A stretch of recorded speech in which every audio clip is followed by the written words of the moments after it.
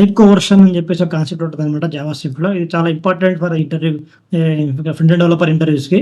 అయితే టైప్ కోవర్షన్ అంటే అసలు ఏంటో చూసినట్టయితే మనకి టైప్ కోవర్షన్ అనేది ఒక చిన్న కాన్సెప్ట్. అదేం చేస్తుందంటే వాల్యూస్‌ని ఒక డేటా టైప్ నుంచి వేరొక డేటా టైప్‌లోకి ఇది కన్వర్ట్ చేస్తుంది.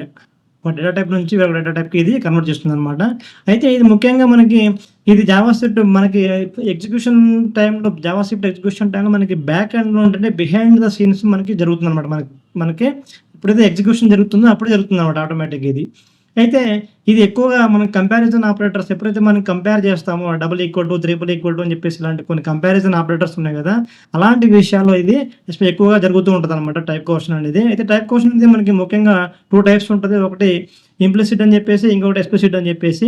అయితే ఇంప్లిసిట్ అంటే ఏంటంటే ముఖ్యంగా జావాస్క్రిప్ట్ ఆటోమేటిక్‌గా చేస్తుందనమాట. జావాస్క్రిప్ట్ ఆటోమేటిక్‌గా చేస్తుంది. ఎక్స్‌ప్లిసిట్ అంటే ఏం చేస్తుందంటే మాన్యువల్‌గా మనమే చేస్తామనమాట అది. అది ఎలా అని చూసినట్టయితే ఒకటి ఫస్ట్‌ది ఏంటంటే ఎక్స్‌ప్లిసిట్ అని చెప్పేసి ఆటోమేటిక్‌గా జావాస్క్రిప్ట్ చేసేది. ఇక్కడ స్ట్రింగ్ తీసుకున్నాము, ఇక్కడ నంబర్ తీసుకున్నాము.